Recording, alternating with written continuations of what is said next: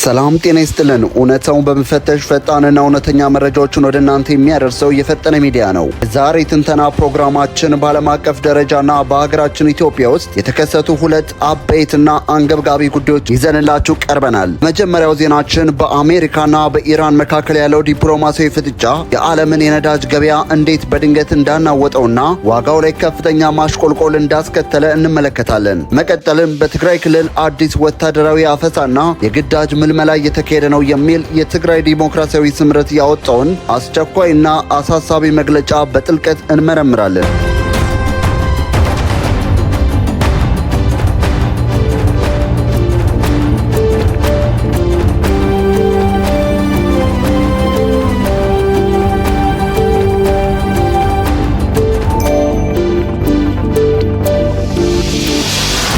የዓለም የነዳጅ ገበያ መናወጥና የዋይት ሃውስ አዲሱ መግለጫ። የአሜሪካው የውጭ ጉዳይ ሚኒስትር ማርኮ ሩቢዮ ንግግርን ተከትሎ የዓለም የነዳጅ ገበያ ወዲያውኑ ነው ምላሽ ሰጠው። በዚህ መሰረት የነዳጅ ዋጋ ከ4 በመቶ በላይ በማሽቆልቆል የአንድ በርሜል ዋጋ ወደ $89 ዝቅ ብሏል። እንዲሁም ዓለም አቀፉ የነዳጅ ዋጋ መመዘኛ በበኩሉ በተመሳሳይ ሁኔታ በ4 በመቶ ገደማ ቀንሶ በአንድ በርሜል $95 ገብቷል። ይህ ማሽቆልቆል የመጣው ከዚህ ቀደም በነበረው የጂኦፖለቲካ ውጥረት ምክንያት የነዳጅ ዋጋ ጫፍ ደርሶ በነበረበት ወቅት በመሆኑ ለነዳጅ አስወጪ ሀገራት ትልቅ እፎይታን የፈጠረ ክስተት ሆኗል። የውጭ ጉዳይ ሚኒስትሩ ማርኮ ሩቢዮ በዋይት ሃውስ በተካሄደው የካቢኔት ስብሰባ ላይ እንደገለጹት አሜሪካ ከኢራን ጋር እያደረገችው ያለው ድርድር የተወሰነ ተስፋ ሰጪ መሻሻል አሳይቷል። ሚኒስትሩ የፕሬዝዳንት ዶናልድ ትራምፕን አቋም ሲያብራሩ ዋናው ነገር እኛ በድርድር የሚመጣውን ዲፕሎማሲያዊ መንገድ እንመርጣለን፣ እናም እንዲሳካ እያንዳንዱን እድል እንሰጠዋለን ብለዋል። ነገር ግን ይህ የዲፕሎማሲ በር ክፍት መሆን ፍጹም ሰላማዊ መንገድ ብቻ የሚያመለክት አይደለም።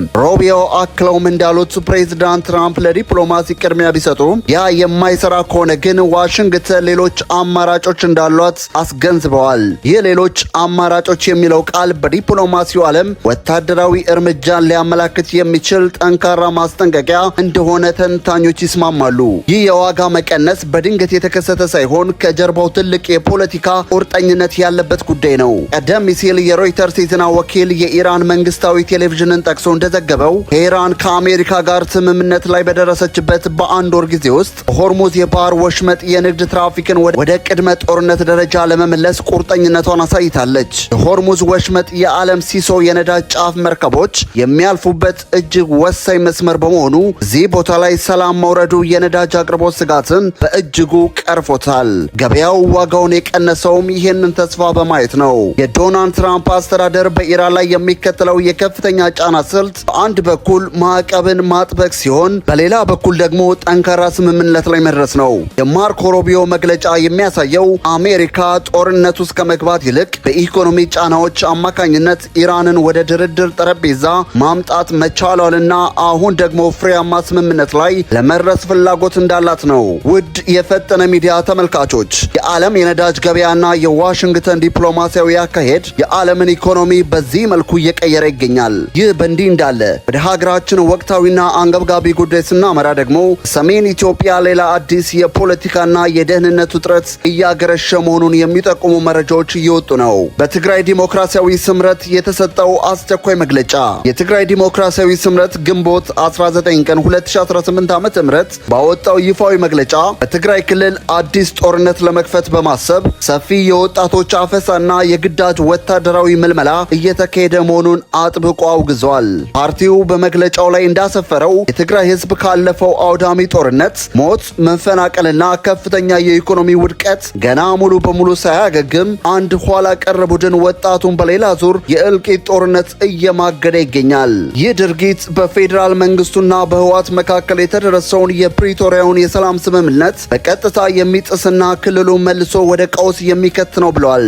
የስምረት መግለጫ ይበልጥ አሳሳቢ የሚያደርገው ይህ የግዳጅ ምልመላ በሰላማዊ መንገድ ፈቃደኛ ያልሆኑ ወጣቶች ላይ እያደረሰ ያለው ጫና ነው።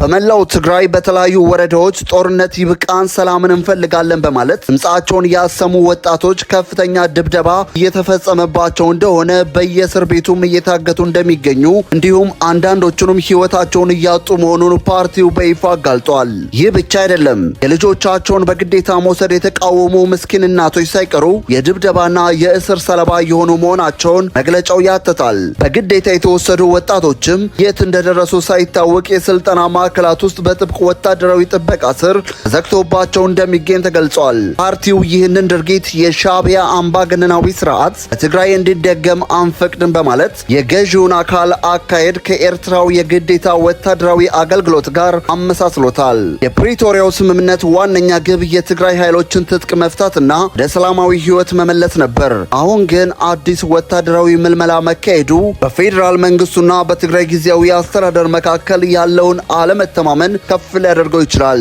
በአሁኑ ወቅት በትግራይ ክልል በአቶ ጌታቸው ረዳና በዶክተር ደብረጽዮን ገብረ ሚካኤል ቡድኖች መካከል ከፍተኛ የፖለቲካ ስልጣን ፉክክርና ክፍፍል እንዳለ ይታወቃል። ይህን የወጣቶች ምልመላ የትኛው ኃይል እያካሄደው ነው የሚለው ጥያቄ ትልቅ ትኩረት የሚሻ ነው። ተቃዋሚ ፓርቲዎች ገዢው አካል የራሱን ስልጣን ለማስጠበቅ ህዝቡን እንደገና ወደ ጦርነት ስጋት ውስጥ እየከተተ ነው የሚል ስጋት አላቸው። ፓርቲው በግልጽ እንደተናገረው የኢትዮጵያ ፌዴራል መንግስትና ዓለም አቀፉ ማህበረሰብ የትግራይን ህዝብ ደህንነት የመጠበቅ ኃላፊነት አለባቸው። በተለይም የሰላም ስምምነቱን የፈረሙ አካላት ስምምነቱን ሲጥሱ ተገቢውን ተጠያቂነት ሊሰፍንባቸው እንደሚገባ አሳስቧል። በትግራይ ዲሞክራሲያዊ ስምረት መግለጫ ማጠቃለያ ላይ በማህበራዊ ሚዲያ የሚንቀሳቀሱ አክቲቪስቶች ይህንን ህገወጥ የወጣቶች አፈሳ የማጋለጥ ትግላቸውን አጠናክረው እንዲቀጥሉ ጠይቋል። በግዴታ የተወሰዱ ወጣቶችም ተደራጅተው መብታቸውንና የህዝባቸውን ጥቅም እንዲያስከብሩ ጥሪ አቅርበዋል። የተከበራችሁ የፈጠነ ሚዲያ ተከታታዮች ለዛሬ ያዘጋጀንላችሁ ሁለት አበይትና ጥልቅ የዜና ትንታኔዎችን እነዚህን ይመስሉ ነበር። ሁልጊዜም ትኩስ ትክክለኛና የተጣሩ መረጃዎችን ቀድማችሁ ለማግኘት ቻናላችንን ሰብስክራይብ በማድረግ የደውል ምልክቷን ይጫኑ። ሰላም ለሀገራችን፣ ሰላም ለዓለማችን።